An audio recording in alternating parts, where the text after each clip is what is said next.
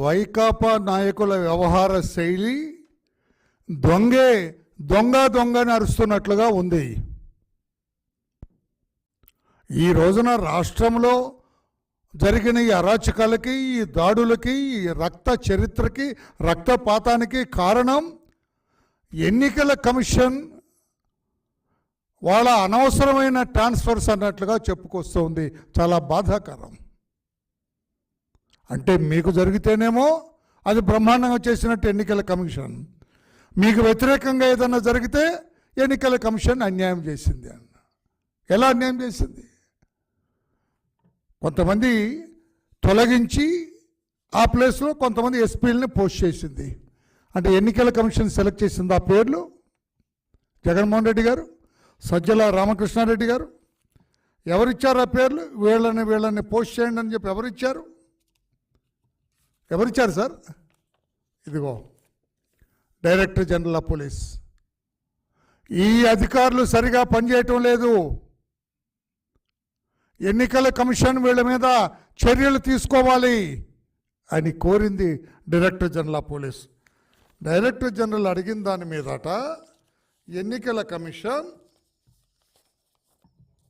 ఎందుకంటే మీరు ఆధారాలు చూపించకపోతే నమ్మరు కదా మీరు, ఎలక్షన్ కమిషన్ డీజీ గారు ప్రపోజ్ చేసిన ప్రతిపాదనలన్నీ అంగీకరిస్తూ వాళ్ళ మీద చర్యలు తీసుకున్నారు. ఇప్పుడు తప్పెవరిది? జగన్మోహన్ రెడ్డి గారు.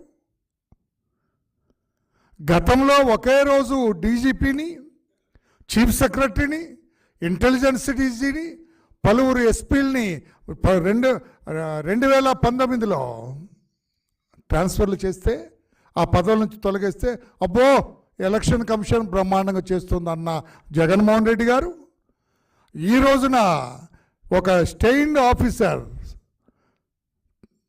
టెయింటెడ్ ఆఫీసర్స్ కొంతమందిని తొలగిస్తే ఎన్నికల కమిషన్ మీద దాడి చేస్తారా?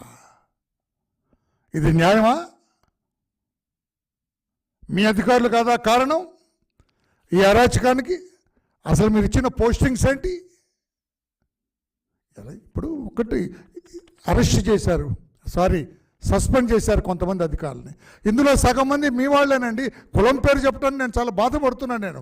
మీరు రేట్ చేశారు కనుక, మీరు నర్సరావుపేట ఎస్పీ కులం గురించి మీరు మాట్లాడారు కనుక నేను మాట్లాడుతున్నా. కులం గురించి మాట్లాడటం మా పార్టీ నైజం కాదు, మా పార్టీ పద్ధతి కాదు.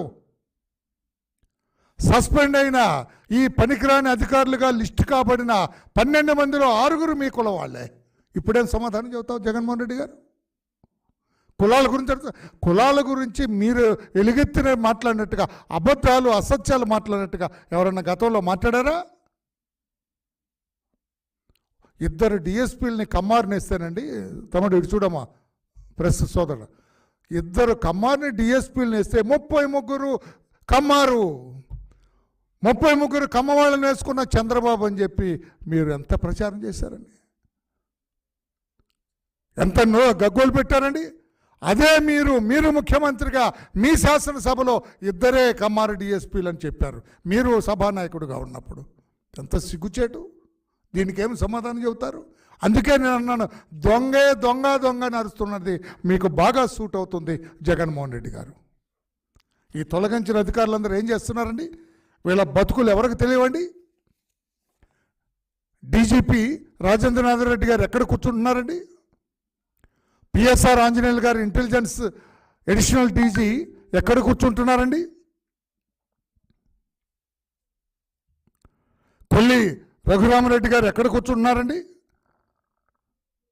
ధనుంజయ రెడ్డి గారు, సిఎస్ గారు, రాజేంద్రనాథ్ రెడ్డి గారు, కొల్లి రఘురామరెడ్డి గారు, సీతారామాంజనేయులు అందరూ ఒక చోట కూర్చొని వీరంతా పోలింగ్ రోజున మీరందరూ ఎక్కడున్నారు చెప్పగలరా?